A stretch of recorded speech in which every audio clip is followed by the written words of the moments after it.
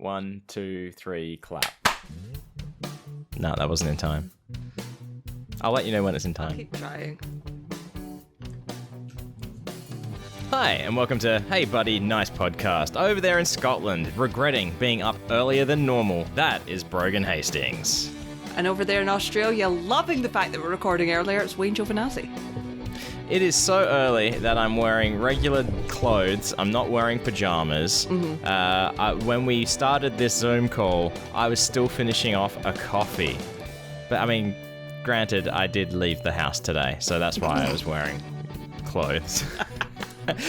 As opposed to like Pikachu pants and stuff like that. I mean, you're talking to somebody who would permanently live in pajamas, leisure wear, if I didn't have to leave the house. So yeah, right on.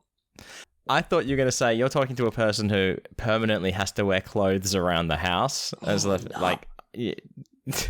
Oh, sorry, no. No, I just mean clothes at all. Like, you're not rocking around butt naked. But it is butt naked, isn't it? I can never remember if it's butt or buck. Either way. Butt ass naked. Yeah, let's go with that. Butt ass naked.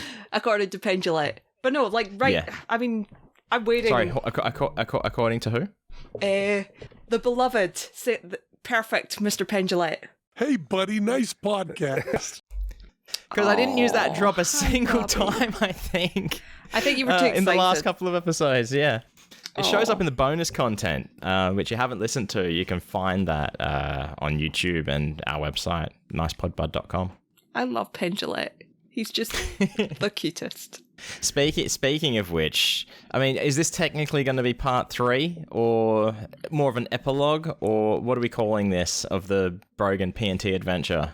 This is probably part 3 because I'll finish it off with the final the finale. Penn and Teller production, which I was going to see when we last recorded. But there was other things that happened that I kind of feel I should talk about and want to talk about. That you did. I did. You know, because, I mean, there was many, many hours in the day to kill before. Yes. And there's things to do in London. Not that I did Really? I know. Okay. I know. It's a shock to me too. I'm going to put in my predictions of things that you did. Now, there's some things I already know that you've did. Yeah. Now, my other predictions is you punched one of those guys in the big fuzzy hats. You kidnapped one of the, I guess it's the king's corgis now, one of the royal corgis. And I'm going to say the other one is you drank from the River Thames, which probably doesn't sound like a good idea. We'll see if that happens. I like the fact that's the one that you say that's not a good idea. Punching a king's guard, stealing a pet of the king, and drinking out the Thames, and the Thames is the one that I shouldn't do. Well, the Thames, it just sounds dirty. Now, do you know... It's fucking dirty, yeah. Being from England, is the guy... Are they... We'll talk about that next episode. Is the guy... Is he called the beef eater, or is the hat called a beef eater? I'm not actually sure, now that I think about it. Good. Because... you shouldn't, really. I thought he, like, the guard was the beef eater. Me too, but I didn't want to say it in case I was wrong.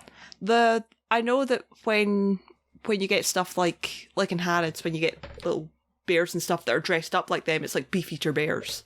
Okay. But they do have the big hats on them, so I don't know if it's because of that. I wonder if a bear would actually kill and eat a cow, given the opportunity. Yes. I don't know, actually. Bears seem pretty chill unless they're, like, provoked. Yeah. Shot at. The amount of pictures I've seen lately of bears sitting at picnic tables, I mean, they are friend-shaped. They are friend-shaped. A cow might be big enough to look like a threat. It would probably. I feel like a bear would walk up to it and go, "You're a strange-looking bear." Yeah, it could think it's another bear, which could lead to other problems. So rather than fighting, it might want to make some loving. Oh, don't put that image in my head. Well, the offspring. Anyway, we're not talking about the offspring of a bear and a cow. We're talking about Brogan's big Penn and Teller adventure in London. Yes. This is the non-Penn and Teller stage is yours. Take it. Do it. So,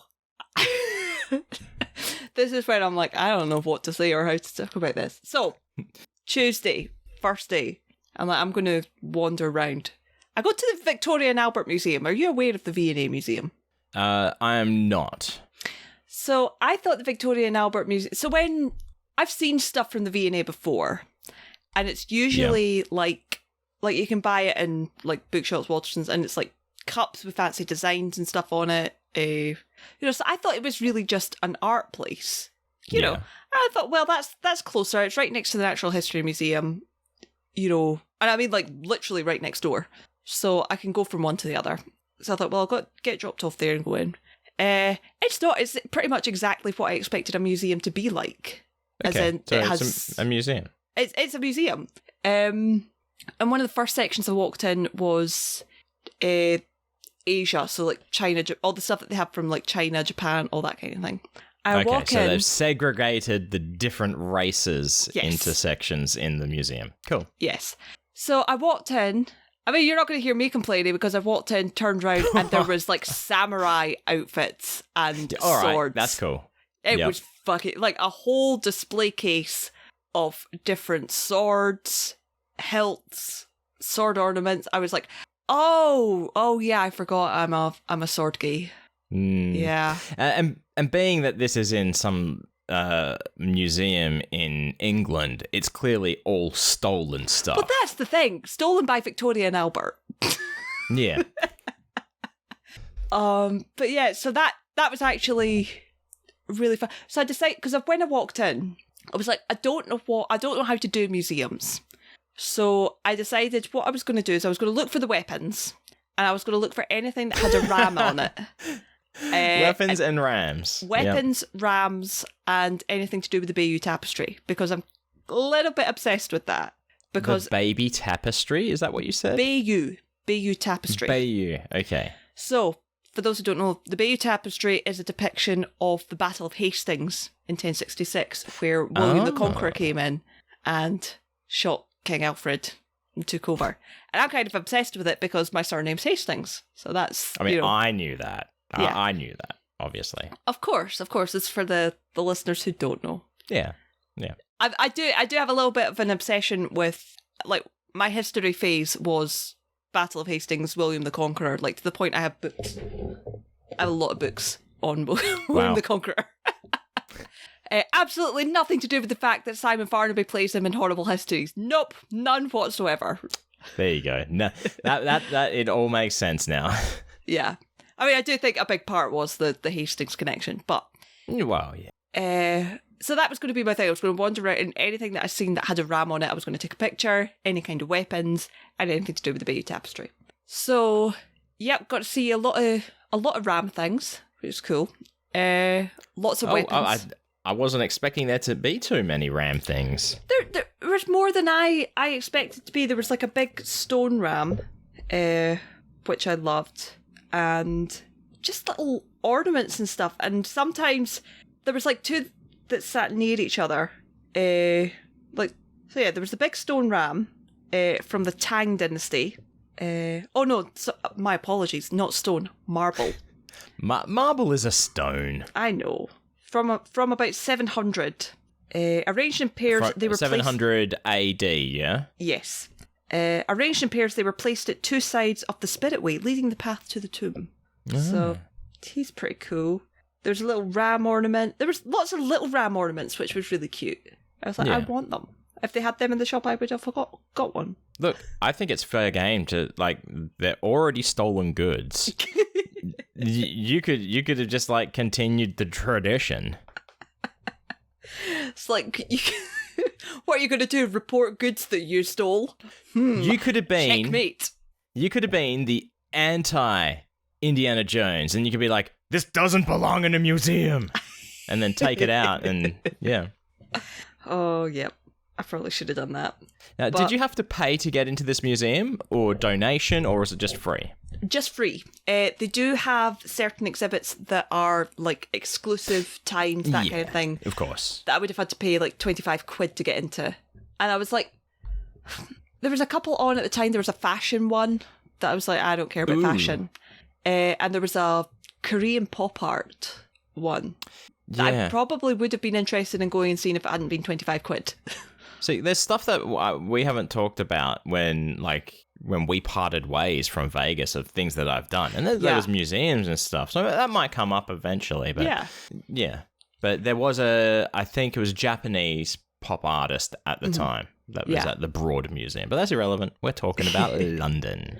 I do like that kind of thing. And again, I probably would have gone and seen it if it hadn't been 25 quid. But yeah, there was some cool art stuff in the Japanese stuff, including something. I thought it was old when I snapped a picture. And then I looked at the caption. And it's the piece is called Going Work War from 2019. And I was like, oh. Going Work War. Yeah, swept up in the vortex of a tumultuous wave, Japanese neo-samurai businessmen flee the uncertainty of Brexit Britain for Tokyo. The city's iconic Skytree Tower is visible in the distance, and to the left is the Tokyo Stock Exchange. This pointed observation about the shifting fortunes of global capitalism is typical of Ishii's work. He mastered the techniques of traditional Yuuzhan dyeing as a student of textiles at Tokyo University of the Arts. Yeah, I'm looking at it now, and it does look like it is older, doesn't it? Yeah. I love the colours. Like that. Yeah, I'm blue. Looking at. Yeah. It's blue, and it looks like there's like a brown swoosh in the middle, and with waves coming off it. Is that the one we're looking at? Yeah. Yep.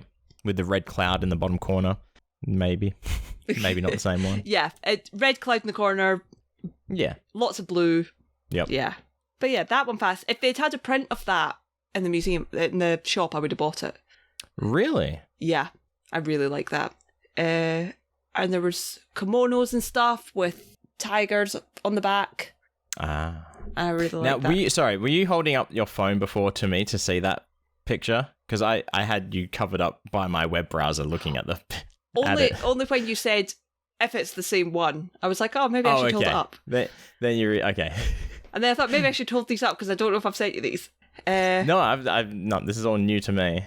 There was a thing, and I will send you this because I seen it in first. I don't know why, but it made me think. I was like, Wayne will appreciate this. And stupidly, I never actually took a picture of the caption because I thought I'll remember this. I can remember everything I read. Yeah. It is a frog. Yeah. Hanging off of what looks to be. It looks like a pen, or my first thought was a dagger or a dibber. I think it is a pen. I think it is a frog pen holder. Like, it's not meant to be dangling off it. Like, the frog is supposed to be sat on the table and the pen sits on him. Is it one of those frog things where you put the frog on the desk and you run the wooden thing down its back and it sounds like it's croaking? No, it wasn't, unfortunately. I think it's just a stand. But I didn't see any of those croaking things. I saw some somewhere and I can't remember where. Oh, in Little Tokyo in LA. That's where it was. I'm also going to send you another art piece that I thought, I like this and I think Wayne will like this too. It does. I was going to say that when you said the first time that you thought it would be something I like, I was going to say, is there any foxes involved? There is in this one. Yeah. So it's three people. It's Japanese art, so three Japanese people covering their ears in, I want to say, disgust on a train because there's a group of anthropomorphic animals having loud conversation. So there's a monkey and a fox, a frog, a robin, and I want to say maybe a trash panda. Yeah. A raccoon. Or it could be a tanuki, maybe. Because it is holding a large sack, but it's not its own. It's never mind. What I like about this is a genuine announcement poster for the Seibu group. Yeah. Please turn. It's basically a warning to say, turn your volume down. Yep, I can see that now. I had to turn it to its side so I could read that. There was 3 of them, but that was the one I really liked. Yeah, that's cool. So there was that. There was a lot of stone carving, a lot of stuff. Although I don't know what the way to say it. A lot of religious iconography. So yeah. There always is. Yeah, stained glass windows, stone carvings, and I was walking around and I'm like, okay, I don't really care for what this is depicting, but the work that went into creating this, holy fuck. Yeah. I can appreciate that. There was lots of carvings of St. George and the Dragon. Don't tell Piff. Don't tell Piff. Piff probably knows already. There was one where it looked like the dragon was George's pet. That was kind of cool. It wasn't probably a good slave. Carving. Yeah, probably slave. But it was kind of holding it, I think, if I remember right. It was either holding it or it was down by his leg. But it was like the dragon was some kind of dog. Like a pocket dragon. Like a pocket dragon. And I was like, this feels like some kind of cartoon where this comes to life and they have wacky adventures in the V&A Museum. Pocket dragon, pocket monster, Pokemon. Piff is a Pokemon confirmed. That's not the Pokemon theme. It's not the Pokemon theme, it's the Twilight Zone. I know. That means Piff can only say his name. Oh, well, no, because Meowth. Piff. Yeah, Piff? No, that doesn't work. That doesn't work, no. Piff is not a Pokemon confirmed. No, Piff is the our world equivalent of Meowth. No. Not Piff is Meowth confirmed. Meowth. Okay, Piff. So Piff is actually Meowth. Then how come he doesn't have that kind of Brooklyn kind of accent? Well, because that's the thing. Meowth. Don't think of it too specific. Meowth has a weird accent. Piff is a Brit in America. There we go. Yep. See? It's all There's coming something together. fishy going on. Something fishy confirmed. Anyway, moving forward, there was lots of that. They had one little tiny section on the Bayeux Tapestry. I was kind of like pissed off. Aww. And they didn't even have the actual Bayeux Tapestry or a recreation of the whole thing. What they did have was a section that said Hastings on it. And I'll show you. That means you could claim it. Exactly. And I took a picture of that and I was like, oh, Lord, it me. All right, hang on. Opening. You should keep your phone on you because I'll be sending you stuff. That doesn't say Hastings. That says Hestinga. Yeah, that's Old Saxon for Hastings. Okay. When you say, oh, Lord, it's me, are you talking about the cat trying to bite its own tail? I was talking about the sad man. I saw the sad man riding the horse. Yep.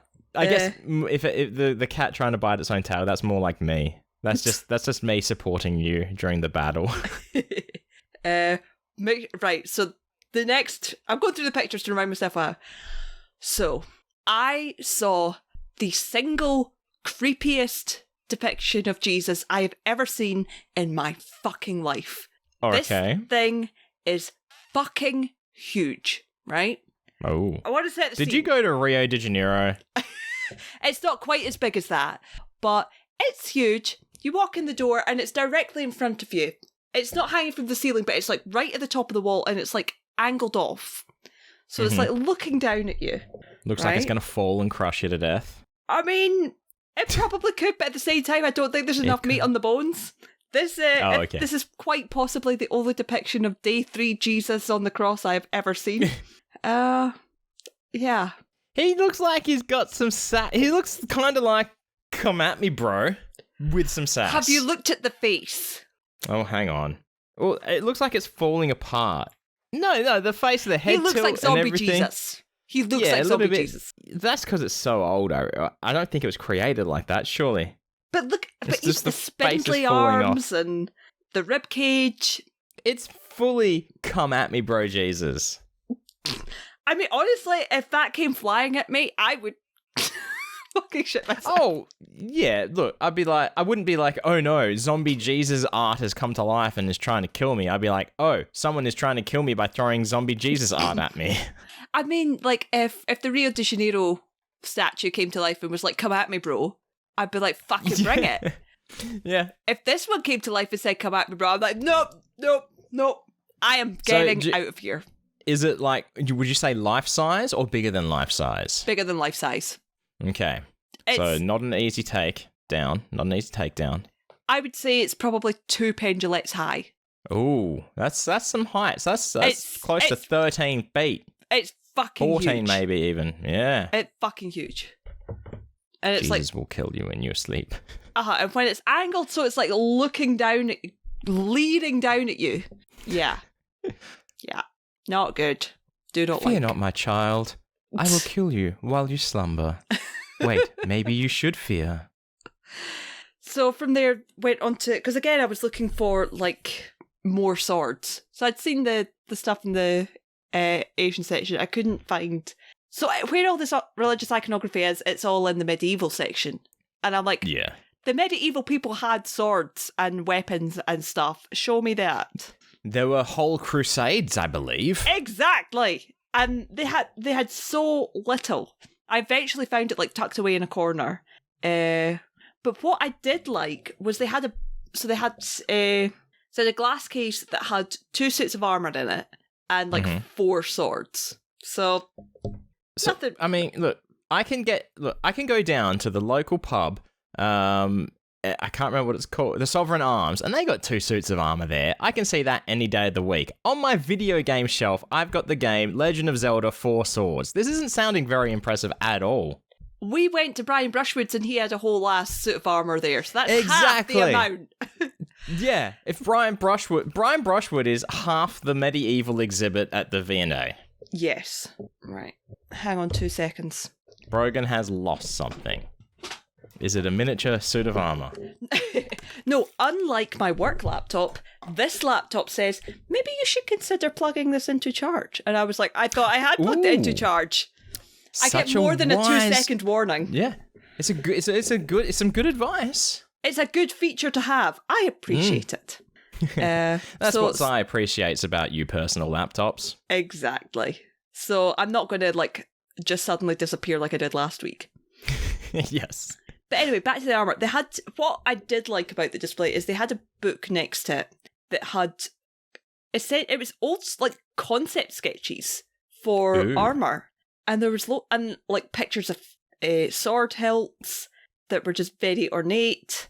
I was like, I love this actually.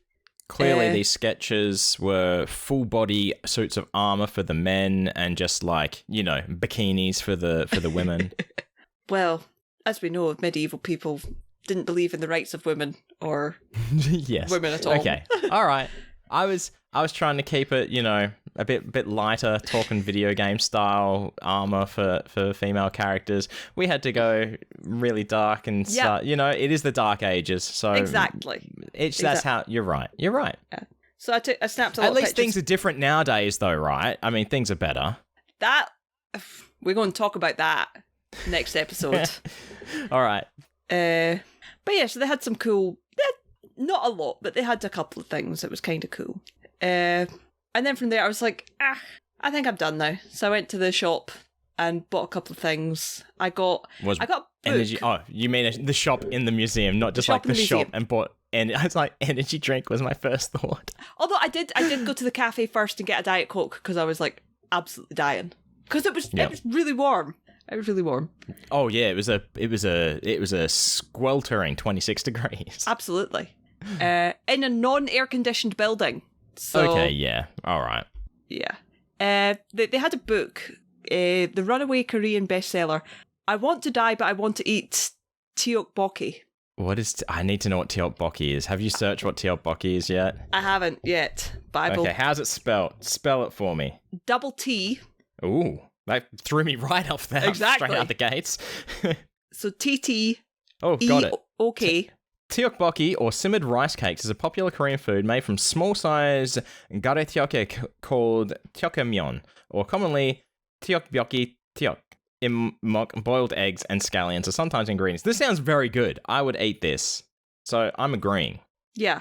But I thought I was like, I've just gone through a very sad phase in my life for no reason. So this feels appropriate. Yeah. Well, I think that was all I got. I got my mum a dish towel because why not? We love tea towels. She does the household chores and. Well, I always like to bring stuff back. If I go somewhere if I go on holiday, I like to bring stuff back for people. But sometimes you just don't know what to bring. And I was like, I don't think my mum would appreciate a Penn and Teller t-shirt. So I What about a Penn and Teller tea towel? Well, I actually did say to her, I was like, I would have bought you a Penn and Teller tea towel. She was like, well, that depends. How would you feel about me wiping up your dad's stains with Teller's face? And I went, There you go. Good point. No, my towel will be pristine. Thank you very much. So I got her a V&A tea towel. Yeah. And there wasn't as much there as having said that, their kids section stuff was very cute, very cute. And there's a lot of nice stuff there, but it's expensive as shit, as everywhere is. Oh, the museum gift shops always are. Yeah. That's why I usually only buy pencils, and that's it. They're in my warp pipe there. I moved them into my warp pipe. Yeah, I did have a look at their art prints. They didn't have anything really that because I like an art print, you know, I like art stuff. And then I was like, okay, I'm like next door to the Natural History Museum, so I'll go and I'll have a wee look. And you know what? Walking there, it never once occurred to me that Natural History Museum was about animals. Yes, nature, the natural world. Exactly. I was like, oh, right, okay. It was only when I was literally looking at a menu to see menus the wrong word. Menu? But yes. the little thing, the animal menu. Yeah, the little thing that says, "Oh, go on level 3." It's the blah map. blah blah. The map. Yeah, but it doesn't look like, it's not a map. It's like a little stand that gives you the list. So it looks like a menu. It looks like a menu the at the shop front menu. of a restaurant. Okay. Yeah.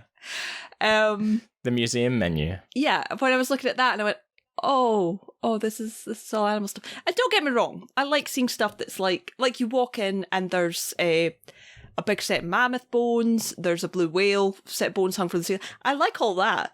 But the first corridor I walked around, it was just cases of stuffed birds. Yeah. And there was a display case which was obviously designed to, you know, showcase bird beaks, and it was just bird heads stuffed. I was like, no thank you. Yeah. No thank you. It is kind of creepy. It's it doesn't fascinate me whatsoever. No. So, you know, I would rather see animal bones than I would than the taxidermied shit. Yeah, that just but I walked through because I was trying to find the exit, and they had a big huge Jurassic Park. Ooh. They had a Jurassic Park shop in there for its 30th anniversary, and I'm like, okay. So I had to wander they around must have that. had dinosaur bones, fossils, sorry. Well, this was just a shop. This was just a museum gift shop. There was Jurassic Park. I mean, in the museum, they must have yes. dinosaur fossils. Yeah, they did have a They're not just selling them. They're not. Their target audience isn't Nicolas Cage for a T-Rex skull to stick in the middle of his dining table. No, I thought you meant in the Jurassic Park section. I was like, no, they didn't have bones in the Jurassic Park section. But they had a couple of cool pins. I got one of them. Ooh. You know, we almost need a theme for pin discussion. Yeah. Oh, it's on a new pin board and all. I like that one, Raptor Trainer. Yeah. I've spoken about the Doctor Who shop, so that's the pins I got at the Doctor Who shop, which is Doctor Who pins. The 8th Doctor, K9, and the Rassilon sign.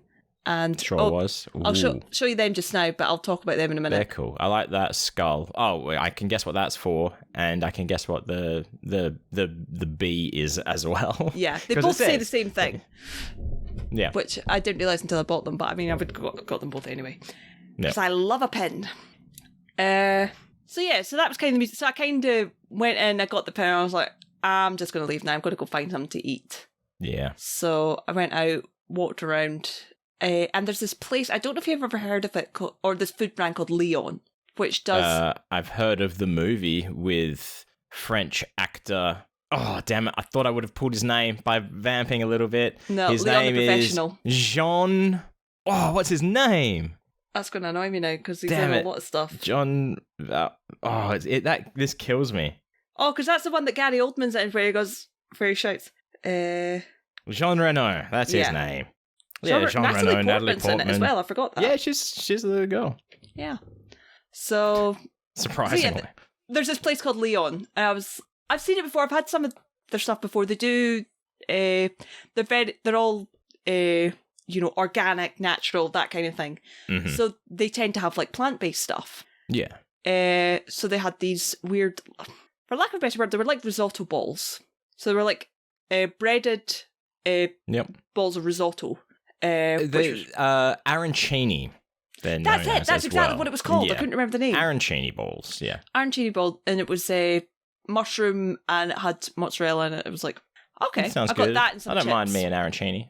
Yeah, that's the first time Ooh. I've ever had it. So How big was it? Was it like one big ball, or was it smaller balls to like? maybe about Yeah. a couple inches. Yep. And there was like four or five in the that you got. Yeah. Which was enough. I looked at it and I was like, that's not a lot. And then I ate them and I was like, that's enough. It is rice. It's breaded rice. There's a lot of carbs going on there. Oh, it's not even the carbs, because I can handle carbs. It was the flavours are very strong. Very strong. Yeah, okay. Like, I'm glad I got chips as well, so it was like something plain to... I'm thinking episode title already. Hey, buddy, nice carb handling there. Yeah. So that was kind of good. And then I wandered around for a bit and then just got a taxi back to the hotel. Mm-hmm. And hung out. Did I go for food beforehand? I don't think I did. Well, yeah, you just had arancini balls. Well, no, I said, because I went back to the hotel and hung out for a little bit first. Yeah. That was it. I forgot to say on this. So, the very, very first thing I did on that day was when I was getting the Uber from the train station to the hotel, we passed a little a Sainsbury's, so a mini supermarket. Okay. And driving past, I was like, oh, this is really close. I'll nip down here tomorrow and, get some supplies. So if I don't... Supplies? Yeah. You can't do it yourself. I know. You're not allowed to do it yourself. That's the rule. Well, you were sitting there grinning and I was like, you're either I know. expecting me I wasn't going to do it. I interrupt you too often, so I didn't want to do it again. So I was like, oh, I'll go here, get some stuff, like, I don't know, Diet Pepsi or something, so that I don't have to go out and I've got stuff in the hotel room if I need it. It makes sense. Yeah. So that was a 20-minute walk away. And I didn't realise. Yeah, okay. I went out wearing my hoodie. That's okay. It was only 26 degrees. It's perfect hoodie weather. My hoodie was like soaked. It was Oh, really? hot. I was like, this is a mistake. Like, to the point that I walked into the thing, I was like, okay, the last thing I'm picking up here is ice cream. So I can, like, eat on them. I got a Solero. Yeah. It was good. What's a Solero? Did I not tell you about that when we were talking about ice cream? I don't know. So Solero is of a ice lolly. Sort of magnum shaped. And it's a vanilla ice cream with sort of like a tropical mango swirl in it. And it's covered in like a tropical mango stuff. Ice cream, like coating. I think I know. Coating, I think I know. Yeah, like an icy sort of coating. Yeah, it's very creamy, and I do like it a lot. So yes, I had to go back to the hotel. I was like, I need to change. I need to put a t-shirt on. So yes, that was that, and then there was a Penn Teller show. I kept forgetting to eat before I went to the shows. Like, I did this a lot. But that's okay. They have the ice cream intermission, which I don't use. Well, maybe you should. It's hot. There's ice cream for the heat. I can't be bothered standing in the queue to get one, though. Yeah. So it shouldn't be more like at a baseball game. Got your ice cream here. Get your ice cream. Water, wine, and candy. That's at Broadway. Oh, okay. Which I know because when we were in New York in 2010, and we went to a Broadway show, and the guy kept doing it, and we just kept laughing because it was just so fucking funny. Just water, wine, and candy. And he saw us laughing and kept doing it. I've seen some shows in New York, and I didn't get that experience. Did you not? Oh no. I'm sad for you. Yeah, me too. So that's probably the what I done on that day, Tuesday. Wednesday, I went wandering round. Where did I go Wednesday? Oh, so Wednesday, I was aware that I was going to take Mox to the Doctor Who Museum. Oh yeah, that was Dr. Hugh Laurie Museum. Yep. This is his day before. So, but I knew that I wanted to go there and I wanted to go to Forbidden Planet. So I thought, well, I'll go and I'll scout out around Forbidden Planet, see how close it is to certain things, and what's there. Yes, yeah. So I went to the Waterstones on Piccadilly, which is huge. That's a huge place. Got a couple of books there because I like buying books. And I'm in a little bit of a Moriarty phase. So I was like, what books do we have where Moriarty's the hero? Yeah. The other one I could... It's when you say Piccadilly, its full name is Piccadilly Circus, right? Is that correct? Yeah. So that is one of my favourite jokes from Wayne's World 2 when they're in England. Yeah. And like, oh, so this is Piccadilly Circus. What a shitty circus. Like, yeah, good call. No clowns or animals. Yeah, there are no... It's a shite circus. I don't know why it's called circus. But it's fine. It's a very fancy shopping area. I'll say that. It's like high end. It's like what you expect London to be, to look like, that kind of thing. Okay. So wandered around from there, went from the bookshop to Forbidden Planet, wandered round, sorted out the comics that I was going to buy, because I was like, I'm not going to expose Mox and possibly Penn to the horror that you and Chris experienced. What I like to refer to as the Well, what I'll say is British comic shops don't really have that. That's why I'm obsessed with it in America. We don't have a lot of, like... There's only one shop I've ever been in here that has, like, dollar comic boxes. Flippable boxes, yeah. Flippable boxes. The closest that London had was grab bags, which was you got a pack of 4 comics for £2. And were they blind bag comics as well? Kind of. You could see the first and the last one. You couldn't see the 2 in the middle. So really, you're just going off those 2. Yeah. And one of them I recognised. I was like, oh, I have stuff to do with this, so I'm going to grab it. Because I think I picked it up and I liked. I don't know if it was a variant or something, but I picked up one of them in the 50p box in Glasgow, and it was worth £17. So I was like, oh, I'm going to pick up this bag.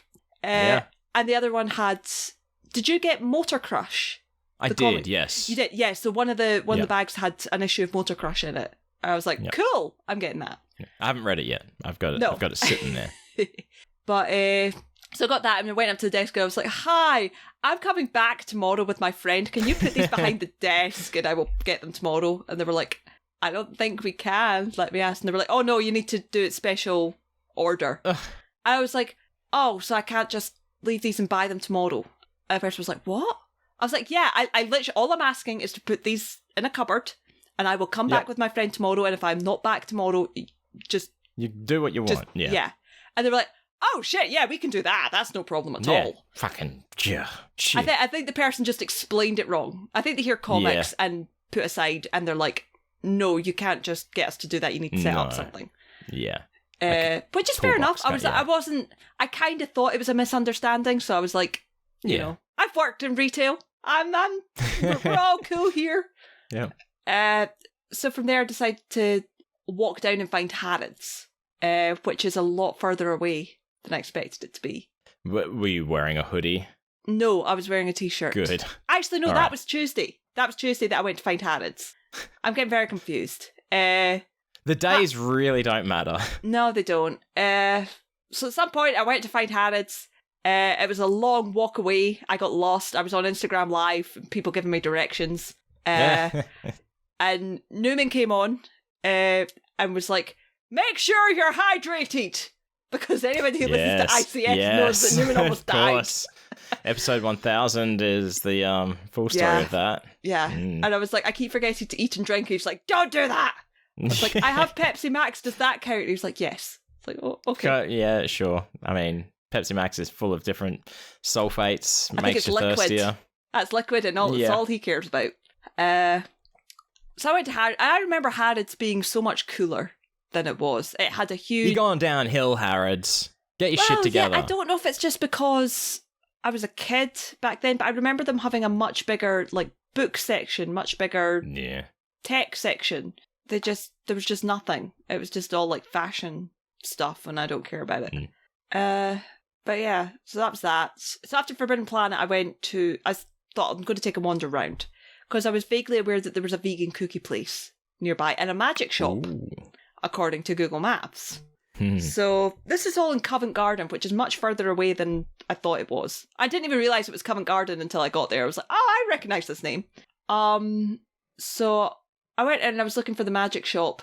Wasn't a magic shop. It was like a little stand. Oh, okay. So it was for magic, not like Magic the Gathering. Oh no, it was for magic, but it was mostly like jokes and tricks and stuff. Yeah. And I hate when places say, "Oh, it's a magic shop," but it's like got sneezing powder and stuff. You're like, fuck off. Yeah. Itchy soap. Yeah. But what I will say is, they did have a display of playing cards. And you know me, I love playing cards. So I thought I'm going to have a look at them. Playing cards I would maybe spend 12 quid on at the proper magic shop. £44. Man, get nicked, Harrods. Harrods, That's get your not shit Harrods, together. this is Covent Garden. Get fucked, That's London. what I said. Covent Gardens. I think my statement still remains the same. Yeah. But I ended up chatting to the guy because he's like, "Oh, are you into magic?" And I was like, I don't do magic. I'm interested in the theory of it. I'm friends with a lot of magicians. Or you go to the Penn and Teller show. I kind of work for Penn. Yeah. So we were chatting about stuff like that, and he was like, "Oh, I've got a friend that's going to Magic Live," and I was like, "Oh, he might run into my friend Archie." Yeah. Who has a booth there. Yeah. So that was kind of funny. And I felt bad because it was like one of those conversations where it's like, it doesn't matter what I say, it sounds like I'm one-upping him. And I don't mean to. Name dropping, etc. Yeah. Yeah. But then this other couple came over and we're looking at stuff, and they were like, oh, it was because I was looking at the cards, and he was like, oh, are you guys going to the Penn and Teller show? And they were like, yeah. I was like, oh, yeah, this person's going to all of them. And I was like, yeah, sorry. But the night before, they'd been to see Harry Styles. Oh, really? And I was like, oh, I guess we'd love that. So that was kind of cool. What about Tenacious D? Is there anyone who went and saw Tenacious D? Not as far as I know. Okay. I didn't see anything to do with Tenacious D at all. So right. I thought maybe I got the dates wrong. Maybe it's next year. I don't know. Maybe. But unless it was this weekend. Maybe. Don't know. The only reason I'm thinking that is because I think we spoke about it, and I said something to do with, that's when Penn, blah, blah, blah. Yeah. And I can't remember if it's Penn and Teller in London or Penn's in Spain. Of course. Which we don't talk about. Which we're not going to talk about yet, because I'm sad. No. So sad. So we'll talk about that during Art Talk, hey? Yeah. Because that's kind of relevant, yeah. Yeah. Next episode. So from there I found the vegan cookie place, which was downstairs in Covent Gardens, and it was stuffed cookies. And this it reminded me a little bit of crumble cookies, where they had like 6 flavours. Yeah. And I got a double chocolate, a chocolate chip, and cinnamon sugar. Cinnamon sugar was my favourite. That sounds like a good one. So I got there and I thought, well, again, good supplies to have in the hotel room to justify supplies. You have to do it when I say it, otherwise I'll just keep talking and then say it. Next time I'll do it. Yeah. So, because I'm aware of what I'm saying, so. I know you know. And I know you know I know. Yeah.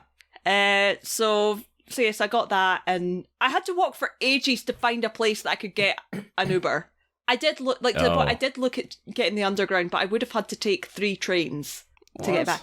Yeah, because they're all on different lines, and it might have been cheaper, but I guarantee I would have got lost. So I was like, "Fuck it, I'm just." Just because there's noises going on. Yeah, no, that's fine. Is Kez okay? She's got her cheese. No, it was Giving Cheese. Oh, Giving Cheese. Giving Cheese. Yep, Giving Cheese. The Giving Cheese, the sequel to the children's classic, The Giving Tree. I'm writing that book. So yes, I had to walk for ages to get an Uber. And I was like, it's still easier to get an Uber. And actually, I'm kind of glad I did, because I had to walk round to a place. And when I got to the street that I could get an Uber from, there was a shop called Uniqlo. I'm very familiar with the Uniqlo, Japanese brand. Yes. Of clothing. Yeah. So I was like, I wanted to have a look in there anyway. I'm just going to have a quick look before I order an Uber. So I went in, and they had a huge Dragon Ball Z display, because they've got a Dragon Ball Z collab going on. And I was like, oh my God, I love it. With their graphic tees and that it changes all the time. Like they've quite often had Pokemon and Nintendo stuff. They've had Pokemon, they've had a lot of anime stuff. But I was like, Final Fantasy kind of recently, last year. Yeah. So I was like, I'll wait, I'll leave it for just now. And and then went and got the Uber. This comes back later on when I went to Westgate shopping centre on the last day, and they had a Uniqlo there. But they had the whole selection of all the available collab t-shirts that they had, including Bleach, including Spy Family, including One Piece Spy and Family. Pokemon. I love Spy Family. Which is Did you get the fake teller? Was there a fake teller? There was a t-shirt with fake Teller on it. And you got it, obviously. And I got it, obviously. Of course. Yeah, of course. But what was good as well is they had the kids' sizes. So I was able to get a Dragon Ball Z t-shirt for the little baby cousin and a Pokemon t-shirt for the big baby cousin. Yep. So that's there. I went to London, you get a thing. Yeah, there you go. Although the little baby cousin's entire birthday is just stuff I bought in London. Perfect. Because he likes Harry Potter now, and we don't support J.K. Rowling, but we do support little baby cousin, and I'm not going to be that cousin who's like, you shouldn't like your interests. It's hard. It's hard. Yeah. So he's got stuff there. So that was that. You just have to mix it up. You just have to fine, have some of the HP stuff, but I'm also gonna, here you go, have this pride flag at the same time. Please be aware you're getting this from the queer cousin. The only cousin who's probably qualified to tell you what gay means. There you go. I wonder if this is how my cousins find out that I'm not straight and cis. I don't know if your cousins listen to Hey Buddy Nice podcast. Ronnie does. They seem a little... Hi, Ronnie! Oh, that's fine, but the little cousins... The little cousins won't. Hey, Ronnie, how you doing? So that's probably for that day. I think what else did otherwise. Oh, I went to the Globe. I went to Shakespeare's Globe. That's right. The Globe. That's one thing I do know that you did. Yeah. Which I fucking excited about because that was one thing you said that you really wanted to do. I really wanted to do. I've wanted to go to the Globe since 2020. I want to say maybe like January or February 2020. I'd spoken to my mum about going down to the Globe for my birthday. Yes. Because that was kind of my Shakespeare phase. And obviously the world went to shit. Yeah, you remembered that we were living in unprecedented times. Well, this was before unprecedented times. This was just before. Okay, 2019, 2020, sure. It was preceding this was before we were aware it was going to move outside of China. Valid. So yeah, I'm really glad I got to go. What was really cool, it was the show was Comedy of Errors, which is a good one. I didn't know you actually saw a show. Oh, I thought you were just doing a little tour. Oh no, I went and saw the show. I was right up at the stage. Comedy of Errors, isn't that just the play that goes wrong? Essentially. It is? Okay. What I thought was really funny about it was, so for anybody who doesn't know, in the Comedy of Errors, there's two sets of twins who were separated at birth, but they're both together, as in the one set of twins is the master and one set of twins is the servant in both situations. You're looking very confused. Okay. So, two sets of twins. We got set A and set B. Yeah. So, is one from set A with one with set B? Yes. Okay. Got you. In both situations, you got an A and B. Yeah. And in both situations, A is the master and B is the servant. Right? So, and they're both named the same thing. I can't remember how that happened. This just gets so... They weren't originally, but... And they're identical twins, I'm assuming. They're identical twins. They're both identical twins, and I think it was a case that they got shipwrecked and forgot and didn't realise which one they had, so they called them both the same name. Because Mum had one and Dad had the other. This is weird. Yeah. So yeah, you can understand how there's a lot of confusion going on. Hang on, are both sets of twins related? They're not from different families? No, it's one family was in servitude to the other. Okay. So they're still... I kind of understand, I think. So the point of this is the fact that in this play, the set A twins were played by two black guys. Yep. And set B were played by two white guys. I could tell the black guys apart. I could not tell the white guys apart. I had to see them both on stage to go, oh, this is two separate people. It is two actors. Okay. It's definitely two actors. Yeah. The casting was on point for that. Maybe they were twins. Twins do perform. Like, we saw Absinthe in Las Vegas, and you got the twins who tap dance. Possibly. If they like when you seen them next to each other, it's like, oh yeah, okay, I can see the differences. Okay. But what was really cool about it is one of my favourite shows from the Globe that I've got on DVD is Much Ado About Nothing. And there was an actor in it called Philip Cumbus who was in this show. I was like, Philip Cumbus, I know you! This is just during the middle of the performance, you just shout out, Philip Cumbus! Well, I did, like, he came on stage and I was like, oh my god! But like before, because he introduces the show and it's like, look, this is a relaxed performance. Feel free to move around. If you need to leave the theatre, the doors are open. Just do what you need to do. We don't have an intermission. Go and get your ice cream anytime. Pretty much. It was an hour and 45-minute show, which is very short for a Shakespeare. I was expecting a good couple hours. So that's kind of cool. Went to the shop there, obviously. Got a couple of pens, to be or not to be pens. Got my... got a Tempest quote print, got a Macbeth quote print, and I got a sword. Ooh, yes, I think I saw this sword on socials. Hang on, I put it in my bedroom. I did. I definitely did. Brogan has got up to leave, so it's time to revisit the Murder Party podcast. Actually, no, there's probably not enough time because I assume Brogan's bedroom is right around the corner. This week's episode of Murder Party podcast has been cancelled due to unforeseen events. Thank you. Correct response!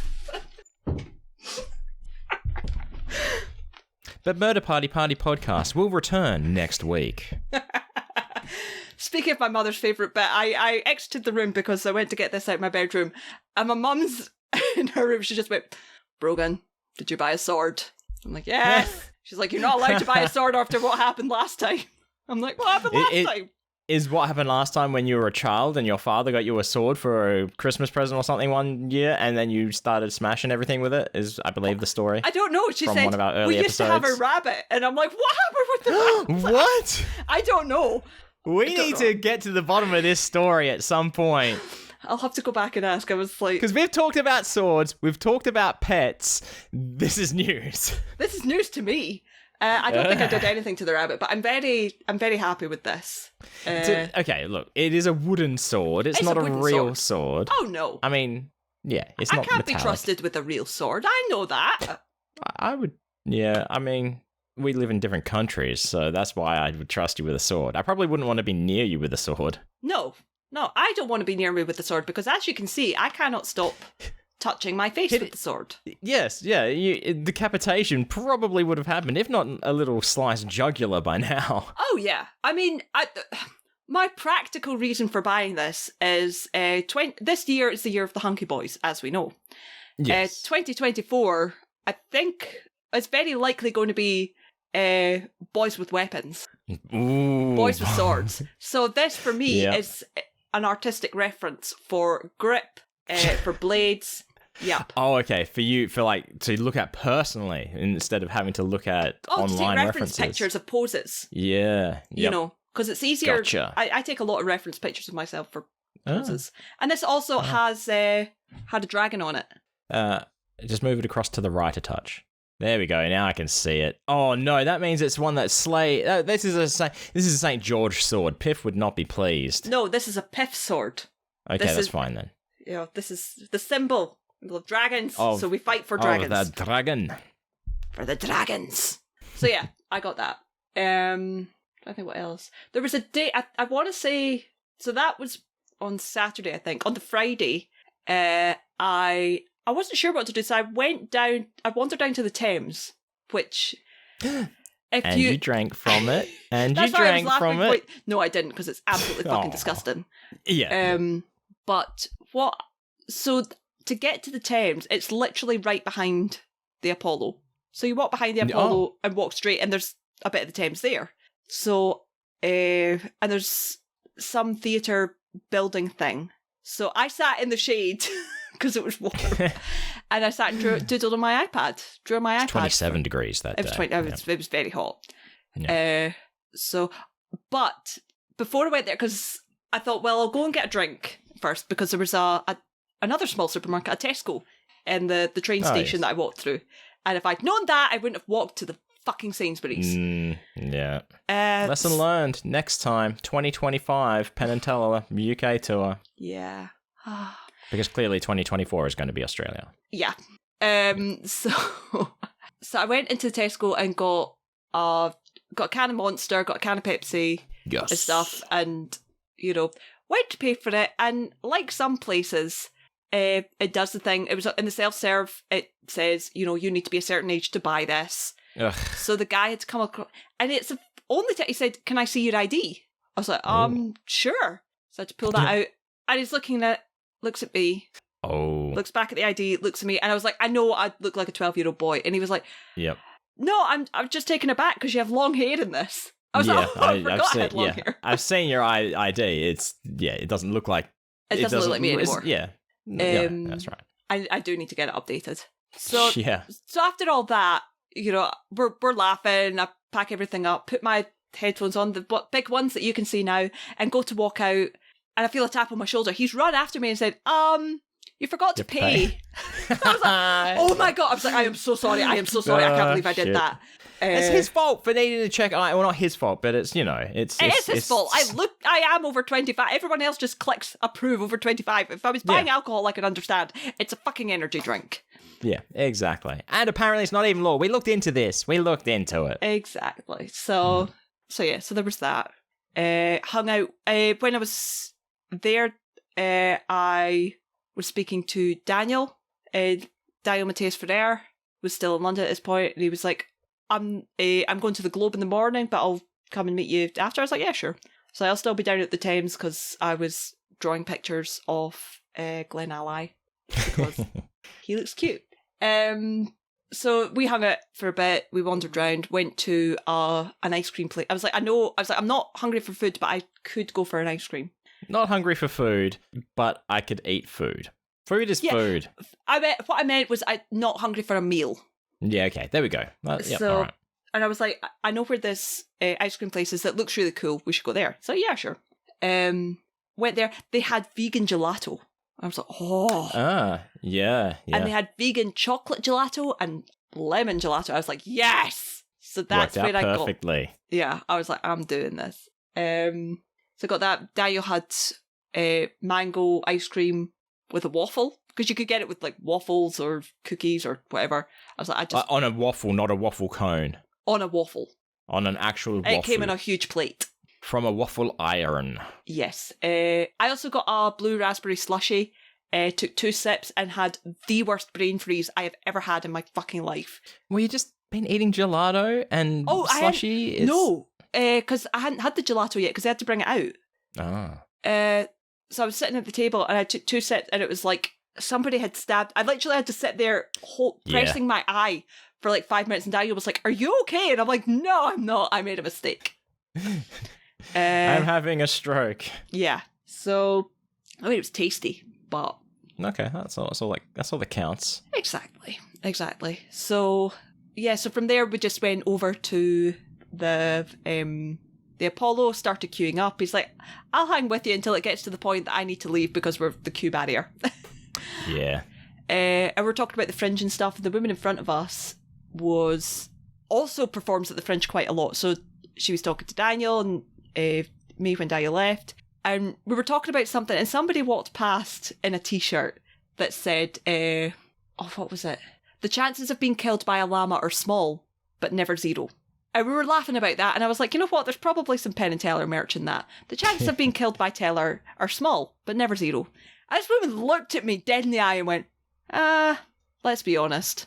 The chances of being killed by Teller are much higher than that. They're medium at best. I was like, at best, you know what? Yeah. You're right. You are so right. As someone who said, and we know my feelings on Teller. We know that I love that man with my entire soul. Teller has stabby little bitch energy. That's it. He truly does. So yes, that was kind of fun hanging out there. And try to think, was that something about the show that day? Can't think. But I ended up talking to quite a few people in the Penn and Teller crowds, actually. Oh. There was... You're one of those people, hey? Well, no, I think... I never strike up a conversation, really. Right. I say that, and yeah, on the Sunday I did. But I'll get to that in a second. So the first one was So talking to people in the queue, obviously, I was sat next to a couple and they were talking about stuff, or they asked me about something, and we ended up talking. They were like, I would have brought my daughter, but when we bought the ticket, she was too young. And now I'm kind of kicking myself because I'm seeing little kids in the audience. And I was like, I know. They were like, I thought this was supposed to be at the O2. I was like, possibly. It wouldn't surprise me if Penn made them change it to the Apollo because he fucking loves this place. He's such a big music geek. I think we discussed before that this tour had been cancelled at some point, hadn't it? I think it was not so much cancelled, definitely rescheduled. That's what I meant, due to unprecedented times. Yeah, it was rescheduled at least once, and I think twice. Yeah. So different venues become available, unavailable. So I'd say that's all it is. Yeah, I wouldn't be surprised if Penn saw it was available and went, Glenn, I want to play at the Apollo. I'd be very surprised if Penn saw anything about a theatre being available. I think it was all handled by Glenn. I think this is the only venue, and usually I would say you're right. I think this is the only venue that Penn would actively look at to see if it was available, to see if he could play there. Well, this is the only venue he cares about. He would have to call the venue, the correct person, the booking agent at the venue. No, you don't. You just look and say, it doesn't look like anybody's playing there during this time. All right. Okay. I'm not talking about doing actual deep dive research. That's Glenn's job. And he says, Glenn, this is how it looks. Do it. Yeah. Bucky. Or Glenn, can you check? Glenn, can you check? This is why it's the long-suffering Glenn ally. He's the long-suffering Glenn ally. So I was talking to them about some stuff, and that was cool. But on the Sunday, when I went there, there's... Oh, hang on, did I tell you about the people behind me with the sugar needles? You did mention how they thought it was done with sugar needles, yes. Did I mention that on the podcast? I can't remember. You did, yeah. That's fine. You did. I didn't talk to them, because I was like, I'm not even engaging in that conversation. But on the Sunday night, there was a couple behind me, and so when you're waiting for stuff, as you know, sometimes videos come up. The video comes up with Penn and Teller on it. It's like, put your guess in for the wisdom of crowds. Yep. They'd missed that. And they were sitting down, they were talking. Oh. And they were like, but are we supposed to put our names on the thing? How do we know who's won? And then they kind of went, are we overthinking this? And I kind of turned around and I was like, just a little bit. You're okay. Just put the number on the thing. I was like, it's a trick to do with averages, not to give it away. Yeah. But don't worry about putting your name on it. Give it away. Yeah. I was like, just put your number in the thing. It'll be fine. And we ended up talking about other stuff. What was it? They were asking about another trick. I was like, I kind of work for Penn. I always feel weird saying it. So I kind of work for... I was like, I'm not just a freak. I was like, I do have reasons to know this. Yeah. And they were like, oh, do you know how all tricks work? And I was like, it's probably more accurate to say how I know how they don't work. I know what they're definitely not doing to get it. I don't know what they are doing. But we ended up talking I like the I have my own theories answer. That's a good one. Yeah. And I like saying I know how they don't work, because that's true. Yeah. I know how certain tricks don't work. Correct. But mind reading, that's how it doesn't work. But so spirits from the other side telling us how it's done. That's how it doesn't work. Yeah. But we're talking about other stuff as well. And she was like, oh, how do you get into this job? I was like, well, this isn't even actually my job. This is technically a hobby. No. I have a law degree to do this. So this is where we need like the ice cream social poker chips. It's like, have a listen and you'll learn the whole story. I know. We need to look at something like that. We need something, yeah. And it was the one day I didn't put poker chips in my fucking trouser pocket. I was gutted because Paul gave me a stack to give out to people at Mox's show. Oh, yeah. So we're talking about that, and she was like, I'm a professor at this university. How would I get in touch with someone like you for this kind of thing? Now, what she was talking about, I couldn't talk about. It's not my area of expertise. And I was like, I'll be honest, I don't know. I usually know people. I usually have contacts. And then I thought about it, and I was like, what exactly do you need? And she gave me a rundown, and I was like, let me try something. So for the first time in known memory, I put a post on Facebook. I posted on the Scoop group and said, look, I never do this, but I've been talking to a woman at the Penn and Teller show who needs this. English scoops, anybody know anybody? I was look, I put the call out. It's like, I can't guarantee anything, but we'll see. checked my phone during the intermission. I believe it was Chris Roberts said, Tom Merritt lives near Oxford. He might be able to help you. I was like, cool. Checked my phone again at the end of the show. Thomas said, possibly. I do know people, but I need a lot more information than that. I was like, great. So I said to the woman, I was like, I might have something for you. You don't have to if you don't want to. But if you let me know your email address, I will give it to my friend and he'll let you know. So she was like, yeah, sure, here. I assume you're being vague on purpose. Yeah. I was like, it would take too long to explain. I posted this in Scoop Group. What's Scoop Group? Well, there's this podcast called ICS. No, I mean being vague about what this woman wanted. Oh, I can't remember. Okay. Perfect. It was something very specific, and if I looked back at the Facebook post, I would be able to tell you. All right. But I think if it was something to do. So it's irrelevant. It's irrelevant. Now I feel the need to justify myself. It was to do with nurses and spotting vulnerable people in the community. So it was to do with that. So so she gave me her email at the end of the show. I typed it into my notes. I was like, held it up, double checking it was right and everything. Gave it to Tom, and we'll see. So I was like, I'm direct message Tom, and I was like, I met this couple. They were sitting behind me at the Penn and Teller show. They were super nice. I hope you can help them. But I did say there was no guarantees of anything. So usually when a sentence starts with "I met this couple," it goes in a completely different direction. I know. But they were super lovely, and asking about stuff. So yeah, it was just, and I was like, the Scoop community is really cool. to have access to that kind of resource. Yeah, it's not something to talk. I won't talk about it, but yeah, I was asking someone if they thought the Scoop community could have a bigger pool than a different community, and they were like, I don't know, possibly. Yeah. So yeah. Do we have time for me to talk about Sunday? We're at about hour and 5 minutes. Cool. I will talk about Sunday. So yeah. There's not like there's a huge amount to talk about. Yeah. So actually, I need to start this off with Saturday night. So Saturday night is, I think, did I already mention this on the podcast or not? But Mox and I were mention that it is all right for fighting. But so Mox and I were waiting outside the Apollo for the boys to come out, and Penn comes out because he's always out first, as we know. Yes. And Mox was like, "Oh shit, I've left my bag." Ran back in. And Penn just looks at me and is like, "Can you hold this for me while I sign stuff?" I'm like, "Of course, Penn." Yeah. Because Penn knows who I am now. You did talk about Penn's laundry. Yeah, holding Penn's laundry. He took it back. I was like, "I don't mind carrying it for you." He was like, "Give it back to me." I was like, "Okay." It's like, "You should not." Unmentionables are in there. He was like, "You should not be forced to carry my laundry." I was like, "Yeah." What was the last 5 minutes then? Yeah, you were like, "Yes." I was forced. Like, Penn, I literally had to put my hand into your laundry bag to get your iPad. I don't think this is a problem. Mox assured me that it was all clean.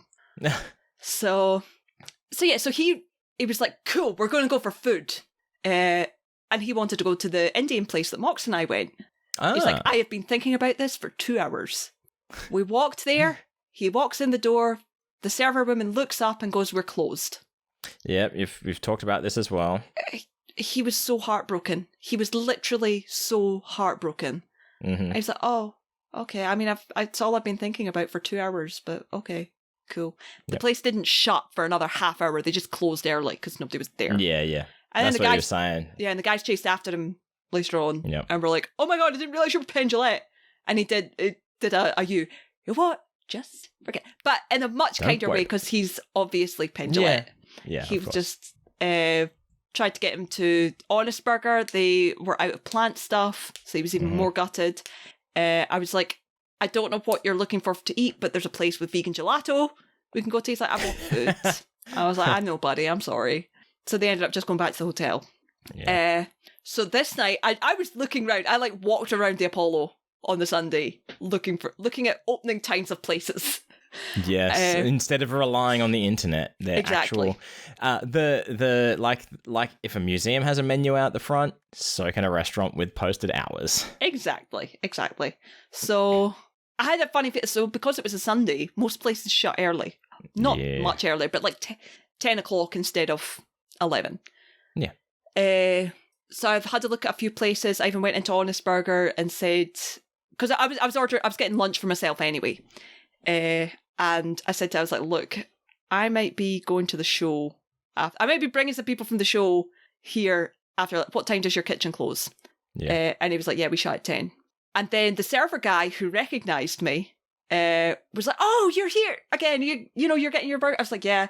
He's like, oh, are you coming back after the show? And I was like, I would, but because Penn was really gutted yesterday that you didn't have plant stuff, and you guys' kitchen shuts at 10, and we wouldn't be able to get here until like 10:30, quarter to 11. And he was like, yeah, I don't think the food would hold that long. Because he was thinking we could make it and hold it for you. But he was like, I don't think it would hold that long. And I was like, I know, it's gutting.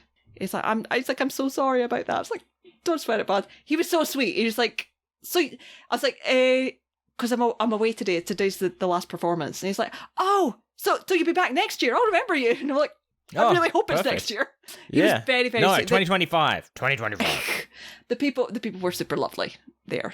So I texted Mox beforehand. I was like, look, you might want to let your dad know that he might want to eat beforehand if he wants to go to that Indian place or on his burger or whatever. So yes, after the show, so I hadn't had anything signed at all at this point. Yeah. So I'd taken my poster. I'd taken down to London. I'd taken the Spider-Man and Deadpool comic, and I'd taken my favourite picture of Teller, which is a promo picture from the Macbeth show, which is actually the other side of a Macbeth poster, but it's a really cool picture.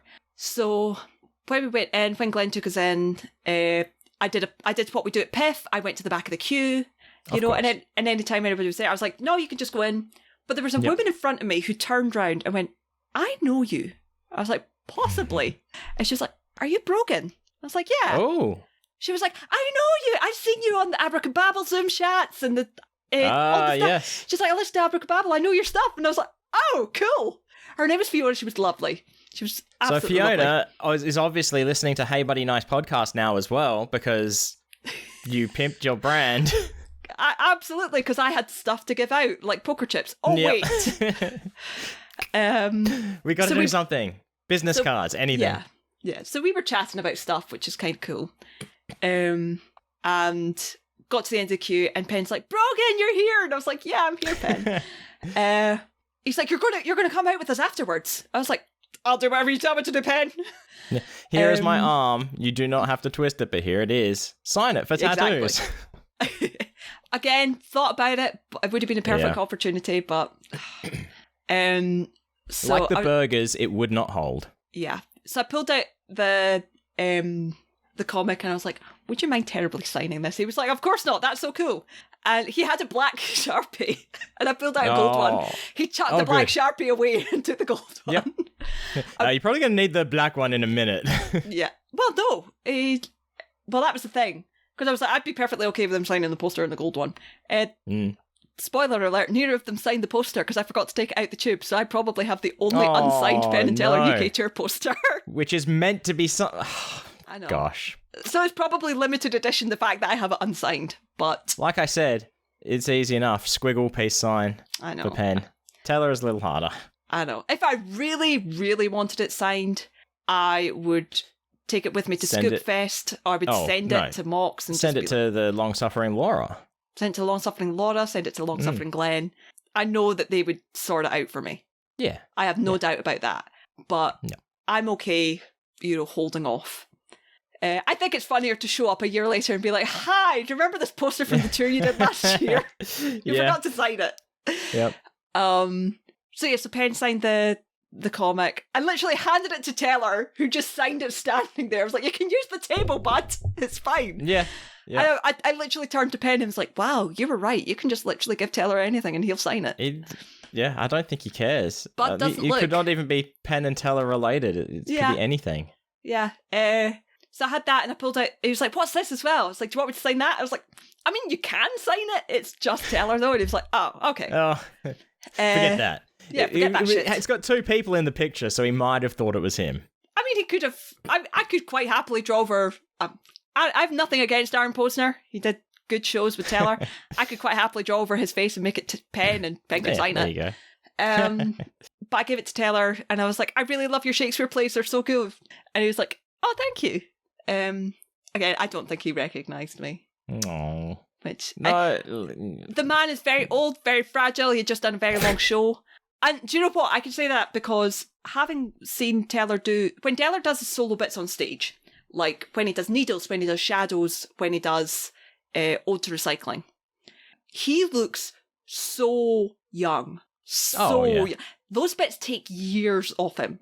And I mean, he looks like, when he's doing Needles especially, he looks like he could be in his 40s max. Honestly, it's just unbelievable how young he looks when he's doing these bits. So I can understand that the man is tired. I was going to make a joke then, and then I remembered how old I am, so... So yes, that was cool. So afterwards... now, bearing in mind, Sunday is Father's Day. So I'm aware that, Penn might want to spend the last evening with Mox, stuff. I was like, I'm not going to intrude on stuff. So we're standing outside waiting, we're talking... It's funny because Mox had been downstairs with somebody who paid for the VIP pass who was in a wheelchair, so couldn't get upstairs. So the boys went down to see him. Mox was downstairs with them. So the first time I seen Mox was outside the Apollo talking to Laura. So I came off and just put my chin on his shoulder. And he was like, what the fuck? He's like, don't do that. And I was like, that's payback for every time you made me laugh when I was taking a drink, which happened a lot. There you go. Like a lot. To the point that I literally spat my drink out in front of Glenn. I was like, don't all fucking over Glenn? do that. Not all over Glenn, thank God. Glenn deserves better than that. So, earning a spit take's a gig. That's a badge of pride. It was a good. It was like, I can't even remember exactly what Mox said, but it was literally like as the water was getting there in my throat, Mox said something. I was like, so we're talking, and then Penn finishes up, and he's like, the Uber's almost here, and Mox is like, turns around to me, he's like, it was so awesome hanging out with you. I'll see you in Edinburgh. And Penn from behind just goes, oh, Brogan's not coming with us? And Mox is like, we can bring Brogan? And grabs my hands, like, get in the taxi. And Penn's like, yeah, get in the taxi. We're going for food. You mean we can have a sleepover? That's that sort of energy? That's what I felt. Like, the minute that Mox was aware that I was that Penn was like, oh yeah, Brogan can come. Mox grabbed my hand. It was like, you're coming with us. I was like, this is cool. So I got to go to dinner with Penn's friends. Where'd you go? We went to an Indian place. I can't remember exactly what it called. Very fancy place that was open till midnight. And this is, you said, with Penn's friends? Yes. So, performer friends of Penn's, I can't remember what her name was.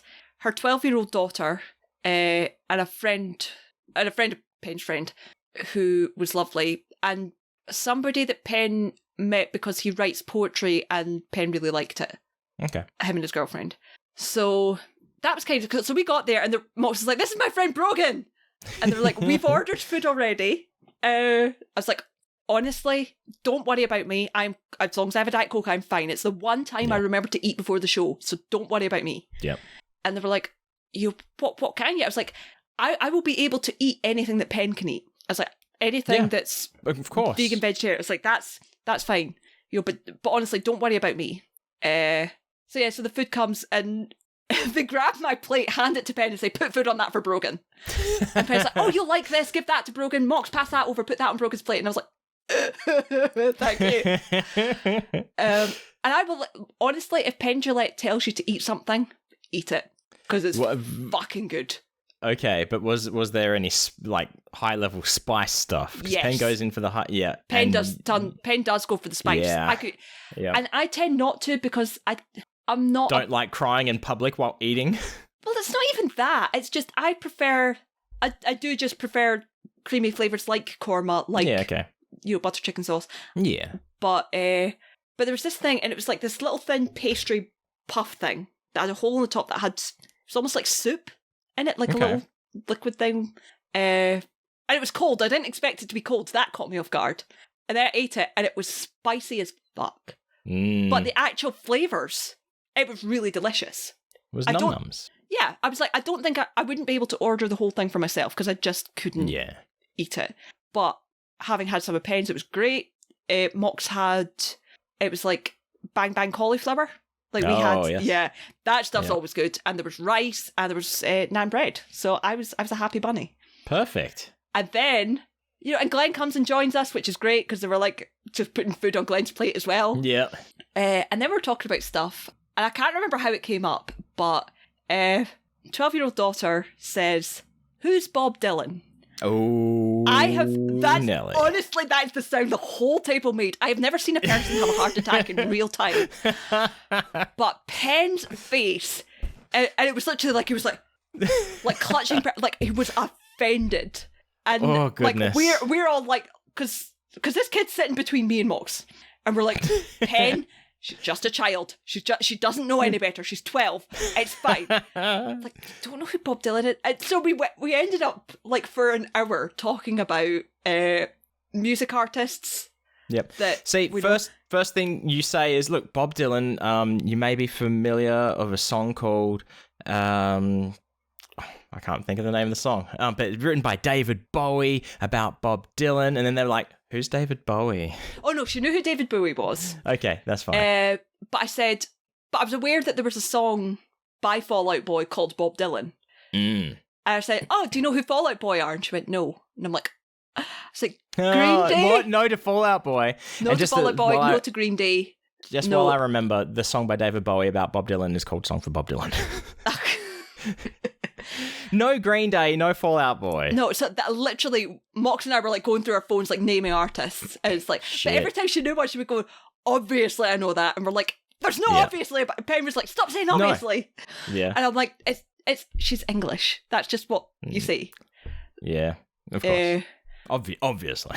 Yeah, but then Glenn from the end of the table did a full rundown on who Bob Dylan was, and it was very sweet. But like we're going through the thing, I was like, Oasis. And she went, "Yeah, I know who Oasis are." Yeah. And Penn looks at me and goes, "Oasis are old." And I was like, "Yeah, but it's a classic." And he was, what was the other one? Killers. I was like, "Do you know the Killers?" And she went, "I don't know the Killers." I was like, "You know Mr. Brightside, you're British, it's in our DNA. Every British person knows how to sing Mr. Brightside." And other stuff as well. And sometimes she would be like, "I think I know who they are." I was like, "You'll know this song from TikTok." And she went, "Oh, I know who they are." Oh, there you go. Yeah. So that was really cute. Penn's friends are lovely, just lovely, lovely people. The funniest thing to me was one of the women was like, "Oh," I said, "Oh yeah, because I have to go back to work on Tuesday." And she's like, "Oh, where are you performing?" And I was like, no. I'm talking about my actual human job that like is a law firm. Yeah. And Penn's like, "Brogan's a lawyer, you know." I know. Yeah. Penn can call me whatever he wants. I'm quite happy for Penn to tell people I'm a lawyer. Yep. He's such an absolute sweetheart. And then we got kicked out because it was like after midnight. Oh, yeah. And we'd already finished it anyway. And then Penn gave me a hug and said, "Thanks so much, Brogan." And I was like, "Thank you, Penn." Aww. Thank you. And I sent Mox. What I was going to do was like what we done with Piff afterwards, where we sent them a big email saying, "Thanks so much. Yeah. Really appreciate it." I don't know Penn's email. I can't message Penn on Twitter. And I didn't want to use question Penn because I was like, we all know that's Ready Rich. That's exactly. You could have asked Mox to pass on a message. I did. I sent Mox a big text saying, "Thanks to you and your dad. This has been such a good week. If you need anything from me, whether it's stupid art stuff of Glenn or it's or you need a lift from the airport when you get to Edinburgh, please just let me know. Thank you so much. I love you guys." And he was like, "Thank you." I have to revise a statement. This is the corrections department. Okay. And this correction is coming from me. And it only took a couple of months for this to completely change. Yeah. Where I made the statement that you are basically the Penn in the relationship of Penn and Bob Dylan's son, Jesse. Yes. With you and Mox. Yeah. That is already evolved into full inner circle. Still kind of like your friend's dad, though. Oh, 100%. Yeah. He's still, he is very much, when I hang out with Penn is in dad mode. Yeah. And absolutely. I love him for it. He's just the absolute sweetest human being. He's such a good dad. He's just, those two are the absolutely just the cutest dad and kid relationship I've ever seen in my life. They're adorable. There we go. That's going to be the title of this episode. Something to do with dads or not daddies, because that doesn't sound quite right. But yeah, all right. Happy Father's Day outing with your kid's friend. Of course, because it was Father's Day as well. Oh my God. I know. That's why I literally, like, they were walking away and I was like, chatting to Laura, and Penn's like, "Are you coming?" I was like, I'll come with you. And I was like, I didn't want to interrupt daddy-child time. This is Father's Day. We're at about hour 20, hour 25. I think we should leave it there because I think that's all I have to say about London. That's all you got to say about your big... That wraps up the big Brogan PNT Adventure 2023. It does. Sad all times. Sounded like a good time. It was amazing. You say sad times, it sounded like a very good time. Sad times, it's over. Yeah, that's it. Thrilled I went. I'm thrilled I took the week off because I wasn't originally going. I was originally going to work. Yeah. But I made the right decision. You did. And it was amazing. Yep. And if you'd like to follow up on any of this stuff that Brogan has talked about, check out Twitter at 7 billion needles. There's photos and stuff. I guess that I've seen some. There might be even more going up. I'd say go to nicepodbud.com, but I haven't updated that, and we may need to make some changes with our website actually. But hosting is the issue. It costs money, damn it. But anyway, at 7 billion needles on social media. Twitter's the best place. Maybe that other one, Instagram as well. Mm-hmm. Yeah, they're probably the best places. And if you want to speak to Wayne, it's at Wayne Geo on all the socials. Yeah, there's no need to speak to me at the moment. Oh, but after next episode, we'll talk about me. But anyway, in the meantime, thanks for stopping by and having a listen. As always, stay fresh, cheese bags.